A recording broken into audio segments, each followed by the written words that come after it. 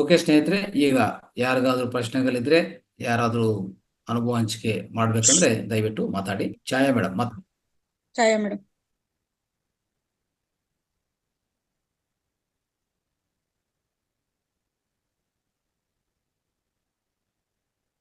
Hello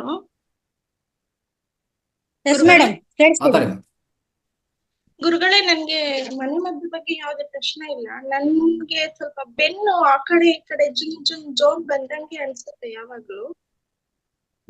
ಇದಕ್ಕೆ ಏನಾದ್ರೂ ಪರಿಹಾರ ಇದೆಯಾ? ಜೋರಾಗಿ ಮಾತಾಡಿ. ನಿಮ್ದು ಕಟ್ ಆಗ್ತಾ ಇದೆ, ಜೋರಾಗಿ ಮಾತಾಡಿ. ಬೆನ್ನು ನನ್ಗೆ ಮಧ್ಯ ಮೂಳೆ ಇದೆಯಲ್ಲ, ಹ್ಮ್ ಆ ಮೂಳೆ ಬಿಟ್ಟು ಈ ಕಡೆ ಆ ಕಡೆ ಜೋನ್ ಬಂದಂಗೆ ಅನ್ಸುತ್ತೆ. ಹ್ಮ್ ಅಂದ್ರೆ ಜಾಸ್ತಿ ನೀರಲ್ಲಿ ಆಡ್ಬೇಕಾದ್ರೆ, ಸುಮ್ನೆ ಏನಾದ್ರು ಅಡ್ಗೆ ಮಾಡ್ಬೇಕಾದ್ರೆ ಆ ಕಡೆ ಈ ಕಡೆ ಜೋಮ್ ಬಂದಂಗ್ ಅನ್ಸುತ್ತೆ. ನೀವು ನಡಕೆ ಮಾಡ್ತೀರಾ, ವಾಕಿಂಗ್ ಮಾಡ್ತೀರಾ, ವ್ಯಾಯಾಮ ಮಾಡ್ತೀರಾ ಏನಾದ್ರು? ಇಲ್ಲ, ಏನು ಮಾಡಲ್ಲ. ಪಾಪು ಇದೆ, ಇನ್ನ 2 ಇಯರ್ ಪಾಪುಗೆ. ಅದು ಪರವಾಗಿಲ್ಲ. ಅಂದ್ರೆ ನೀವು ಅದು ಮಾಡ್ಲೇಬೇಕು. ಅಂದ್ರೆ ಏನಾಗುತ್ತೆ ಇದೆಲ್ಲ ನೋಡಿ, ಸೆಡೆಂಟ್ರಿ ಲೈಫ್ ಸ್ಟೈಲ್ ಅಂತ ಹೇಳ್ತೀವಿ ನಾವು. ಸೆಡೆಂಟ್ರಿ ಲೈಫ್ ಸ್ಟೈಲ್ ಅಂದ್ರೆ ಕೂತಿ ಕೆಲಸ ಮಾಡ್ತಾ ಇರೋದು, ಕೂತ್ಕೊಂಡು ಕೆಲಸ ಮಾಡೋದು, ಹಾಗೆ ಕೂತ್ಕೊಳ್ಳೋದು, ಹೆಚ್ಚು ಸಮಯ ಕೂತ್ಕೊಳ್ಳೋದು, ಇವೆಲ್ಲ ಏನಾಗುತ್ತೆ ಗೊತ್ತಾ? ಈ ಸೆಡೆಂಟ್ರಿ ಲೈಫ್ ಸ್ಟೈಲ್ ಇಂದ ನಿಮ್ಗೆ ಈ ರಕ್ತ ಪರಿಚಲನೆ ಸರಿಯಾಗಿ ಆಗಲ್ಲ ದೇಹದಲ್ಲಿ. ಎಲ್ಲೆಲ್ಲಿ ರಕ್ತ ಪರಿಚಲನೆ ಆಗಲ್ಲೋ ಅಲ್ಲಿ ನಿಮ್ಗೆ ಇಂಥ ಸಮಸ್ಯೆಗಳು ಬಂದೇ ಬರ್ತದೆ. ಅದಕ್ಕೆ ಬೇಕಾಗಿರೋದು, ನೀವು ನಿಧಾನವಾಗಿ ನಿಮ್ಮ ಎಲ್ಲೆಲ್ಲ ಸುತ್ತಮುತ್ತ ಎಲ್ಲೆಲ್ಲ ಅವಕಾಶ ಇದ್ರೆ ಒಂದು ಯೋಗ ಮಾಸ್ಟರ್ ಹತ್ರ ಹೋಗಿ ಸ್ವಲ್ಪ ಯೋಗ ಆಸನಗಳು ಫಸ್ಟ್ ಸ್ಟಾರ್ಟ್ ಮಾಡಿ. ಆಯ್ತಾ? ಯೋಗಾಸನ ಅಂದ್ರೆ ಈ ಒಂದ್ಸರಿ ಅಂದ್ರೆ ಈ ಡೆಲಿವರಿ ಆದ್ಮೇಲೆ ಮಕ್ಕಳ ಜನ್ಮ ತಗೊಂಡಿದ ಮೇಲೂ ಅಂದ್ರೆ ಆ ಡೆಲಿವರಿ ಆದ್ಮೇಲೆ ಏನ್ ಮಾಡ್ಬೇಕಂದ್ರೆ, ಡೆಲಿವರಿ ಆದ ತಕ್ಷಣ ಇಂಥ ಒಂದು ಪೋಸ್ಟ್ ನ್ಯಾಟಲ್ ಯೋಗ ಅಂತ ಇದೆ. ಪೋಸ್ಟ್ ನ್ಯಾಟಲ್ ಯೋಗ ಅಂತ ಹೇಳ್ತೀವಿ ನಾವು. ಅಂದ್ರೆ ಡೆಲಿವರಿ ಆಗಿರುವಂತ ಮಹಿಳೆಯರಿಗೆ ಸಪರೇಟ್ ಯೋಗ ಇದೆ. ಆ ಯೋಗ ಅನ್ನೋದು ಪ್ರಾರಂಭಿಸ್ಬೇಕು. ಅವಾಗ ನಿಮ್ಗೆ ಏನಾಗುತ್ತೆ ಅಂದ್ರೆ ಇಂಥ ಸಮಸ್ಯೆಗಳು ಬರಲ್ಲ. ಈ ಬೆನ್ನು ನೋವು ಬರೋದು, ಕೆಲೆ ಬೆನ್ನು ನೋವು ಬರೋದು, ಇವೆಲ್ಲ ಹೆಚ್ಚಾಗ್ತಾ ಹೋಗ್ತದೆ. ಇಲ್ಲಾಂದ್ರೆ ಓಕೆ, ಸ್ವಲ್ಪ ಇವೆಲ್ಲ ಅಳವಡಿಸ್ಕೋಬೇಕು.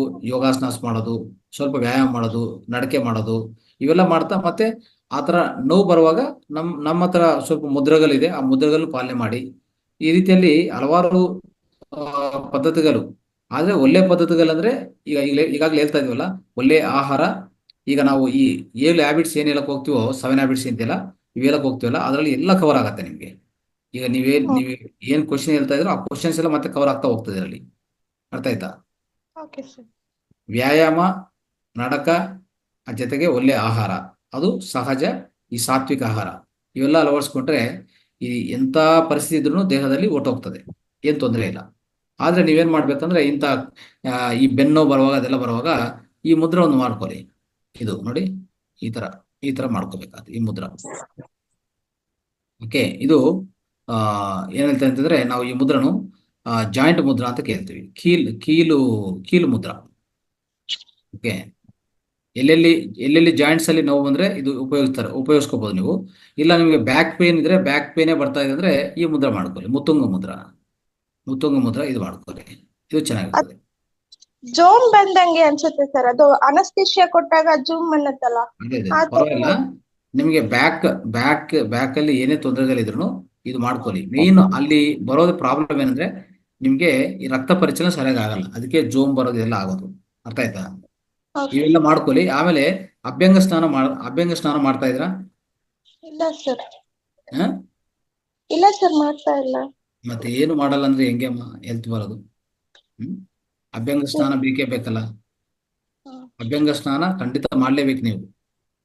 ಮಾಡಿದ್ರೆ ಇಂಥ ಪರಿಸ್ಥಿತಿ ಇಲ್ಲ ಅಂದ್ರೆ ಏನಾಗತ್ತೆ ಗೊತ್ತಾ, ತುಂಬಾ ಜನ ಏನು ಅಳವಡಿಸ್ಕೊಳಲ್ಲ. ನಮ್ಮ ಸಾಂಪ್ರದಾಯ ಪದ್ಧತಿ ಯಾವ್ದು ಅಳವಡಿಸ್ಕೊಳಲ್ಲ, ಸುಮ್ಮನೆ ಹಾಗೆ ಇರ್ತಾರೆ. ಡಾಕ್ಟರ್ ಹತ್ರ ಹೋಗಿ ಪರಿಸ್ಥಿತಿ ಬಂದೇ ಬರ್ತದೆ. ಅದನ್ನು ನಮ್ಗೆ ಗೊತ್ತಿರೋದೇನು, ಡಾಕ್ಟರ್ ಅಂದ್ರೆ ಒಂದು ಅಲೋಪತಿ ಡಾಕ್ಟ್ರೇ. ಯಾವ ಆಯುರ್ವೇದ ಡಾಕ್ಟರು, ಹೋಮಿಯೋಪತಿ ಡಾಕ್ಟರ್ ನಮ್ಗೆ ಗೊತ್ತಾಗಲ್ಲ.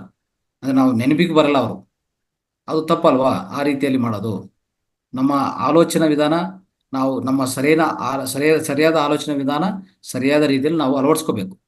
ಅಂದ್ರೆ ನಿಮ್ಗೆ ತೊಂದರೆ ಬಂದಿದೆ ನೋಡಿ, ಇಂಥ ಪದ್ಧತಿಗಳು ಅಳವಡಿಸ್ಕೊಂಡ್ರೆ ನಿಮ್ಗೆ ಈ ಪ್ರಾಬ್ಲಮ್ಸ್ ಮತ್ತೆ ಮತ್ತೆ ಬರಲ್ಲ. ಇವೆಲ್ಲ ನೀಟಾಗಿ ನಾವು ಬಗೆಹರಿಸ್ಕೋಬಹುದು. ಆದ್ರೆ ಮಾಡಿಲ್ಲ ಅಂದ್ರೆ ಬರ್ತದೆ. ಬಂದ್ರೂ ಯಾವ ಚಿಕಿತ್ಸಾ ವಿಧಾನಕ್ಕೆ ಹೋಗ್ಬೇಕಂತ ಅದನ್ನು ನಿರ್ಣಯ ಮಾಡ್ಕೋಬೇಕು. ಆದಷ್ಟು ಹೋಗ್ಬೇಕಾಗಿರುವಂಥದ್ದು ಆಯುರ್ವೇದ, ಇಲ್ಲ ಅಂದ್ರೆ ಹೋಮಿಯೋಪತಿ. ಇದಕ್ಕೆ ಮಾತ್ರ ಹೋಗಿ, ಮೊದಲನೇದಾಗಿ ಅಲ್ಲಿಗೆ ಹೋಗಿ. ಅಲೋಪತಿ ಕಡೆ ನೋಡ್ಬೇಕಾಗಿರೋದು ಓನ್ಲಿ ಎಮರ್ಜೆನ್ಸಿ ಕೇಸಲ್ಲಿ, ಅರ್ಥ ಮಾಡ್ರಿ. Okay, okay sir. ಇವೆಲ್ಲ ನೀವು ಓಕೆ ಅಳವಡಿಸ್ಕೊಂಡು, ಮೇಡಮ್. ಇವೆಲ್ಲ ಇದಕ್ಕೆ ಬೇಕಂದ್ರೆ ವಿಡಿಯೋಗಳೆಲ್ಲ ಮಾತಾ ಟಿವಿಯಲ್ಲಿ ಇದೆ. ಮಾತಾ ಟಿವಿ ಸಬ್ಸ್ಕ್ರೈಬ್ ಮಾಡ್ಕೊಂಡಿದ್ದೀರಾ? ಹಾ ಸರ್, ಮಾಡಿದ್ದೇನೆ. ಅಲ್ಲೆಲ್ಲ ಇದೆ ವಿಡಿಯೋಗಳು. ಅಭ್ಯಂಗ ಸ್ನಾನ ಹೇಗೆ ಮಾಡಬೇಕು, ವ್ಯಾಯಾಮ ಬಗ್ಗೆ, ನಡಕ ಬಗ್ಗೆ ಎಲ್ಲ ಇದೆ. ಸ್ವಲ್ಪ ಇವೆಲ್ಲ ಅಳವಡಿಸ್ಕೊಂಡು ಮತ್ತೆ ನೀವು ನಮಗೆ ಒಂದು ಈ ರೀತಿಯಲ್ಲಿ ಒಂದು ವಾರ ಅಳವಡಿಸ್ಕೊಂಡು ಆಮೇಲೆ ಫೋನ್ ಮಾಡಿ. ಓಕೆ ಸರ್, ಆಯ್ತು. Right. Thank you. Okay madam, thank you. ಸ್ವಾಮಿ ಸರ್. ಎಸ್ ಸರ್, ಅನ್ಮ್ಯೂಟ್ ಆಗಿದೆ. ನಮಸ್ಕಾರ ಸರ್. ನಮಸ್ಕಾರ ಮೇಡಮ್. ನಮಸ್ಕಾರ. ಹಾ ಎಸ್ ಸರ್, ಸರ್. ಇದು ಈ ಕಪ್ಪು ಬಂಗು ಮತ್ತೆ ಬಿಳಿ ಬಂಗು ಆತಲ್ಲ ಸರ್, ಅದು ಏನು ಏನಂತ ಯಾವುದು? ಕಪ್ಪು ತರ ಬಂಗು ಸರ್, ಮುಕ್ತರಾದ ಕಪ್ಪು ಬಂಗು ಆಗುತ್ತಲ್ಲ ಸರ್, ಬಾಯಲ್ಲಿ ಮುಂಚೆ. ನಮ್ಮ ಮನೆಯವ್ರಿಗೆ ಸರ್ ಹತ್ರ ಆಗಿದೆ. ಮುಖದ ಮೇಲೆ ನೋಡಿ ಸರ್, ಮುಖದ ಮೇಲೆ ಕಾಣತ್ ನೋಡಿ ಸರ್, ಆ ಕಡೆ ಕಪ್ಪು ಬಂಗು. ಓಕೆ, ಅದೇ ಅದೇ ಮೋಡ್ವೆಲ್ ತರ, ಇಲ್ಲಾಂದ್ರೆ ಅದು ಕಲರ್, ಸ್ಕಿನ್ ಕಲರ್ ಚೇಂಜ್ ಆಗಿದೆಯಾ? ಸ್ಕಿನ್ ಕಲರ್ ಚೇಂಜ್ ಆಗಿದೆ ಸರ್. ಸ್ಕಿನ್ ಅದಕ್ಕೆ ಕಲರ್. ಮೂತ್ರದ್ದು ಹೇಳಿದ್ರೆ ಅವ್ರು ಮೂತ್ರದ್ದು ಮಾಡಿಲ್ಲ, ಮೂತ್ರದ್ದು ಅದೇ ಮೂತ್ರ ಎಲ್ಲ ಇದ್ ಮಾಡಿ ಅಂತ ಹೇಳಿದ್ರಿ. ಮಾಡಕ್ ಹೇಳಿದ್ದೆ, ಮಾಡಿಲ್ಲ. ಅವರು ಧ್ಯಾನ ಮಾಡಿ ಹೋಗುತ್ತೆ ಅಂದ್ರೆ ಆಯ್ತು, ನಾನು ಧ್ಯಾನ ಮಾಡ್ತೀನಿ ಹೋಗ್ಬಿಡ್ಲಿ ಅಂತ, ಅದೇ ಫಸ್ಟ್ ಧ್ಯಾನ ಮಾಡು ಅಂತ ಹೇಳಿದ್ರು. ಈಗ ಒಂದೇನಂದ್ರೆ, ಇದಕ್ಕೂ ಏನ್ ಮಾಡ್ಬೇಕಂದ್ರೆ ಒಂದೇ ದಿವಸ ಹೋಗಲ್ಲ ಇವೆಲ್ಲ. ಏನ್ ಮಾಡ್ಬೇಕಂದ್ರೆ, ಈ ನಿಧಾನವಾಗಿ ಈ ಬ್ಲಡ್ ಅಲ್ಲಿ, ರಕ್ತದಲ್ಲಿ ದೋಷ ಅನ್ನೋದು ನಿಧಾನವಾಗಿ ಹೆಚ್ಚಾಗ್ತಾ ಹೋಗ್ತದೆ. ಅದನ್ನು ಕ್ಲೀನ್ ಮಾಡ್ಕೋಬೇಕಂದ್ರೆ ನಾವು ಫಸ್ಟ್ ತುಳಸಿ ಕಷಾಯ, ಈ ನಮ್ದು ನೀಮ್ ಕಷಾಯ, ಈ ಬೇವಿನ ಮರ ಇದೆಲ್ಲ, ಬೇವಿನ ಮರ ಕಷಾಯ, ಎಲೆಗಳ ಕಷಾಯ ಸ್ವಲ್ಪ ಕೊಡ್ತಾ ಇರಿ ಅವ್ರಿಗೆ.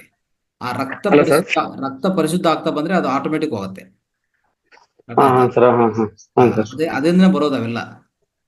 ರಕ್ತದಲ್ಲಿ ಸ್ವಲ್ಪ ಈ ಕಲ್ಮಶ ಹೆಚ್ಚಾಗ್ತಾ ಇದ್ರೆ ಇವೆಲ್ಲ ಬರುತ್ತೆ. ಸೊ ಪ್ರಧಾನವಾಗಿ ಪ್ರತಿಯೊಬ್ಬರು ತುಳಸಿ ಕಷಾಯ ಅನ್ನೋದು ಪ್ರತಿಯೊಬ್ಬರು ತಗೋಬಹುದು, ಪ್ರತಿಯೊಂದು ದಿವಸ ತಗೋಬಹುದು ಹೇಳ್ಬೇಕಂದ್ರೆ. ಪ್ರತಿಯೊಬ್ಬರು ತಗೊಳ್ಳೇಬೇಕು. ಇಂಥ ವೈರಲ್ ಪ್ರಾಬ್ಲಮ್ಸ್ ಎಲ್ಲದಕ್ಕೂ ಅದ್ಭುತ ಪರಿಹಾರ ಅದು. ಯಾವುದೇ ವೈರಲ್ ಸಮಸ್ಯೆ ಇದ್ರೆ ಅದ್ಭುತ ಪರಿಹಾರ. ಆ ಜೊತೆಗೆ ಈ ಬೇವಿನ ಮರ, ಈ ಬೇವಿನ ಎಲೆಗಳಿದೆಯಲ್ಲ, ಅದನ್ನು ಕಷಾಯ ಮಾಡಿಕೊಂಡು ಕಷಾಯನ ಕೊಡಿ ಅವರಿಗೆ. ಅವಾಗ ರಕ್ತ ಒಂದು 20 ದಿವಸ ತಗೊಂಡ್ರೆ ಸಾಕು. 20 ದಿವಸ ತಗೊಂಡ್ರೆ ಸಾಕು, ಆಮೇಲೆ ತಗೊಂಡಿಲ್ಲ ಅಂತ ತೊಂದರೆ ಇಲ್ಲ. ಈ ಕಷಾಯ ಅಂದ್ರೆ ನಾವು ತುಳಸಿ ಕಷಾಯ ಆತರ ಮಾಡ್ತಾ ಇದೀನಿ. ತುಳಸಿ ಎಲೆ ತಗೊಂಡ್ಬಿಟ್ಟು ಚೆನ್ನಾಗಿ ನೀರಲ್ಲಿ ತೊಳೆದು, ಪ್ರೆಷರ್ ನೀರಲ್ಲಿ ಅದನ್ನ ಚೆನ್ನಾಗಿ ಕುದಿಸ್ಬಿಟ್ಟು ಸರ್, ಒಂದ್ 4 ಲೋಟ ನೀರ್ ಹಾಕಿ 2 ಲೋಟ ಬರೋ ನೀರ್ ಕಾಯಿಸ್ಬಿಟ್ಟು ಕುಡಿತಾ ಇದೀನಿ ಸರ್. ನಾನು ಕುಡಿತಾ ಇದೀನಿ. ಅದೇ ತರ ಅಲ್ವಾ ಸರ್ ಕಷಾಯ? ಎಸ್. ಕಷಾಯ ಎಲೆಗಳು ನೀಟಾಗಿ ಸ್ವಚ್ಛಗೊಳಿಸಿ ಒಂದು 2 ಗ್ಲಾಸ್ ನೀರು ತಗೊಂಡು 1 ಗ್ಲಾಸ್ ಆಗೋವರು. ಈಗ ಹೇಳಿದ್ವಲ್ಲ, ಕಷಾಯ ಮಾಡ್ಕೊಂಡ್ರೆ ನಾವು ಯಾವುದೇ ಹರ್ಬ್ಸ್ ಅಂದ್ರೆ ಗಿಡಮೂಲಿಕೆಗಳು ಇಲ್ಲಾಂದ್ರೆ ಎಲೆಗಳು ಹಾಕಿದ್ರೆ ಅದನ್ನ ಕುದಿಸುವಾಗ ಅದೊಂದು 4 ಗ್ಲಾಸ್ಗಳನ್ನು 1 ಗ್ಲಾಸ್ ಆಗೋವರೆಗೂ ಕುದಿಸ್ಬೇಕಾಗತ್ತೆ. ಅವಾಗ ನಿಮ್ಗೆ ಅದ್ರ ಇನ್ನೊಂದು ಯಾವುದೇ ಮೂತೆ ಮೇಲೆ ಕ್ಲೋಸ್ ಮಾಡಿ ಕುದಿಸಬಾರ್ದು. ಕ್ಲೋಸ್ ಮಾಡಿ ಕುದಿಸ್ಬೇಕು, ಅದು ಆವಿರಿ ಹೋಗ್ತಾ ಇರ್ಬೇಕು ಆಚೆ ಕಡೆ, ಹಾಗೆ ಕುದಿಸ್ಬೇಕು. ಇವೆಲ್ಲ ಈ ಪದ್ಧತಿ ಕಷಾಯ ಪದ್ಧತಿ ಹೇಳಿದಿನಲ್ಲ ಇವತ್ತು, ದಯವಿಟ್ಟು ಸ್ವಲ್ಪ ಕರೆಕ್ಟ್ ಆಗಿ ಅಳವಡಿಸ್ಕೊರಿ. ಆಯ್ತಾ? ಆ ರೀತಿಯಲ್ಲಿ ಮಾಡಿ. ಸೊ ನಿಮ್ಗೆ ಗೊತ್ತಿರೋದನ್ನೇ ಈ ಮೂತ್ರ ಚಿಕಿತ್ಸೆನೂ ಮಾಡಿ. ಮೂತ್ರ ಚಿಕಿತ್ಸೆಯಿಂದ ಅಂದ್ರೆ ಚೆನ್ನಾಗಿ ಈ ಕಲರ್ ಎಲ್ಲೆಲ್ಲಿ ಚೇಂಜ್ ಆಗಿದೋ ಆ ಪಿಗ್ಮೆಂಟೇಶನ್ ಅಂತ, ಆ ಪಿಗ್ಮೆಂಟೇಶನ್ ಎಲ್ಲೆಲ್ಲಿ ಚೇಂಜ್ ಆಗಿದೆ ಎಲ್ಲಾನು ಸ್ವಲ್ಪ ಮಸಾಜ್ ಮಾಡೋದು, ಯೂರಿನ್ ಮಸಾಜ್ ಮಾಡೋದು. ಹೌದೌದು ಸರ್. ನಮ್ಮ ತಂದೆಯವ್ರಿಗೆ ಹೇಳಿದೆ ಸರ್, ನೋಡಿ ನಮ್ಮ ತಂದೆಯವ್ರಿಗೆ ಮನೆ ಹೇಳಿನಲ್ಲ, ಅದು ಗಂಟೆಲ್ಲ ಸ್ವಲ್ಪ ನೋವು ಕಮ್ಮಿ ಆದ್ರೆ ಗಂಟೆ ಕ್ಲಿಯರ್ ಆಯ್ತು. ಇವ್ರ ಮನೆಯವರು ಸ್ವಲ್ಪ ಅದೇ ಮೂತ್ರ ಹಸಿದಂಗೆ ಅಂತ ಹೇಳಿ ಇದ್ ಮಾಡ್ತಾ ಇದ್ರು. ನಾನು ಚಿಂತೆ ಹೇಳಿದೆ. ಈಗ ಒಳ್ಳೆದಾಯ್ತಾ ಅವ್ರಿಗೆ? ಹಾ ಸರ್, ನಮ್ಮ ತಂದೆಯವ್ರಿಗೆ ಗುಣ ಆಗಿದೆ ಸರ್, ಪರವಾಗಿಲ್ಲ ಸರ್. Okay, very good. ಕಾಲು ಸ್ವಲ್ಪ ನಾನು ಏನೋ ಹೆದರ್ಕೊಂಡ್ಬಿಟ್ಟಿದ್ದೆ, ಬೆಳ್ಳಲ್ಲಿ ಏನಾಯ್ತು ಅಂತ. ಊತ ಬಂದು ಸುಮಾರು 1 ತಿಂಗಳಿಗೆ ನೋವಿತ್ತು. ಅದು ಮೂತ್ರ ವೆಡ್ ಪ್ಯಾಕ್ ಮಾಡ್ಕೊಂತ ಇದಾರೆ. ನಮ್ ತಾಯಿಯವರು ಮೂತ್ರ ಕಣ್ಗೆಲ್ಲ ಆಗ್ತಾ ಇದೆ ಸರ್, ಮೊನ್ನೆ ಹೇಳಿದಿಲ್ಲ ಸರ್, ಕಣ್ಗೆಲ್ಲ ಆಗ್ತಾ ಇದಾರೆ. Very good. ಅದು ಮಸಾಜ್ ಎಲ್ಲ ಮಾಡ್ಕೊಳಕ್ ಹೇಳಿದ್ರು ಸರ್, ಅವ್ರು ಮಾಡ್ತಾರೆ sir. Very good, very good. Okay sir, ಒಳ್ಳೆದು. Right. Thank you sir. Okay, thank you sir. Thank you master, ಮತ್ತೆ ಯಾರಿಗಾದ್ರೂ ಪ್ರಶ್ನೆ ಅನಿಸಿಕೆಗಳಿದ್ದಲ್ಲಿ ಕೊನೆಯ ಅವಕಾಶ ಇಬ್ರಿಗಿರುತ್ತೆ. ಹ್ಯಾಂಡ್ ರೈಸ್ ಮಾಡ್ಬೋದು. ಓಕೆ ಗುರುಜಿ. ರೈಟ್ ಮಾ, ಪ್ರಶ್ನೋತ್ತರ ಭಾಗ ಮುಗ್ದಿದೆ. ರೈಟ್. ಸೆಷನ್ ಎಂಡ್ ಮಾಡೋದಾ ಗುರುಜಿ? ಎಸ್. ಓಕೆ ಗುರುಜಿ. ಇವತ್ತಿನ ಧ್ಯಾನ, ಜ್ಞಾನ, ಸಮಗ್ರ ಜೀವನ ಶೈಲಿ, ಮನೆ ಮದ್ದುಗಳನ್ನೆಲ್ಲ ನಾವೆಲ್ಲರೂ ಅಳವಡಿಸ್ಕೊಳ್ತಾ ಜೀವನದಲ್ಲಿ ಆರೋಗ್ಯವಾಗಿ ಸುಖವಾಗಿ ಇರುತ್ತೇವೆ ಅಂತ ಹಾರೈಸುತ್ತಾ ಎಲ್ಲ ಇಲ್ಲಿಯವರೆಗೂ ಈ ಕಾರ್ಯಕ್ರಮವನ್ನು ವೀಕ್ಷಿಸಿದಂತಹ ಎಲ್ಲಾ ಮಾಸ್ಟರ್ಸ್ಗೂ ಹಾಗೂ ಯೂಟ್ಯೂಬ್ ನಲ್ಲಿ ವೀಕ್ಷಿಸುತ್ತಿರುವಂತಹ ಎಲ್ಲಾ ವೀಕ್ಷಕರಿಗೂ ನಮ್ಮೆಲ್ಲರ ಪರವಾಗಿ ಧನ್ಯವಾದಗಳನ್ನ ಅರ್ಪಿಸುತ್ತಾ ಇವತ್ತಿನ ಕಾರ್ಯಕ್ರಮವನ್ನ ಇಲ್ಲಿಗೆ ಮುಕ್ತಾಯ ಮಾಡ್ತಾ ಇದ್ದೇವೆ. ಮತ್ತೆ ನಾಳೆ ಭೇಟಿಯಾಗೋಣ. ಎಲ್ಲಾ ಮಾಸ್ಟರ್ಸ್ಗೂ ಧನ್ಯವಾದಗಳು. ಧನ್ಯವಾದಗಳು ಗುರುಜಿ. Right. Thank you so much. ಎಲ್ಲರಿಗೂ ಧನ್ಯವಾದ ಮಾಸ್ಟರ್ಸ್. Thank you.